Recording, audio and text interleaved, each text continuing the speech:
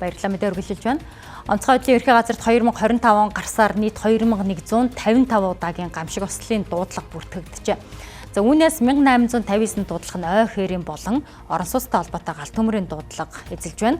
2025 он гарсаар манай улсад болсон гамшигт үзэгдлийн тоо өмнөх оны мөн үетэй харьцуулахад газар хөдлөлт 24%-аар, за биологийн гаралтай аюулт үзэгдэл 73%, ус цагуурын аюулт үзэгдэл 75%, төөрсөн сургаггүй болсон тохиолдол 63%-аар буурсан үзүүлэлт гарчээ. Харин ой хээрийн төмөр болон объектын галт төмрийн 1859 дуудлага мэдээлэл бүртгэгдсэн бөгөөд галт төмрийн улмаас 7 иргэн амьсаа алджээ.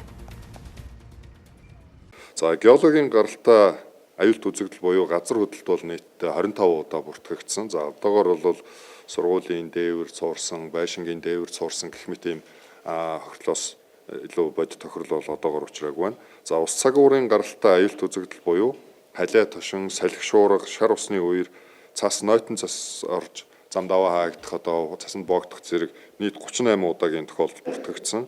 За хүний үйл ажиллагаатай холбоотой осол буюу ахуйн осол, за зам тээврийн осол, өндрөөс унах, төөрсөн сургаггүй болсон, усны осол, цас шаварт суусан гэд нийтдээ бол 220 удаагийн тохиолдол бүртгэгдсэн байна.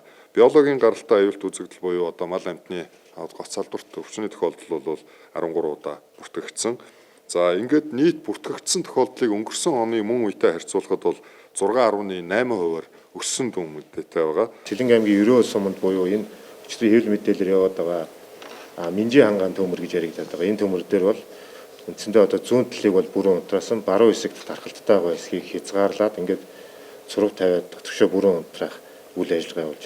За Сэлэнг аймгийн Төвшиг суман дээр гарсан төмөржийн за 25.6 орчим километр газар ингээд зүүн тал төмрийн зүүн талаас бүтэн ингээд зүүн урд за зүүн урдаасаа ингээд төмрөө урагшаа уртлын чиглэлээр хоёр одоо техник хүнд машин механизм ашиглаад ингээд зогоон татаад төмрийн одоо зүүн уртлын буюу тархалтын хэсэг дээр гол хүчээ төвлөрүүлээд ингээд унтраах ажиллагааг зохион байгуулад ажиллаж байна.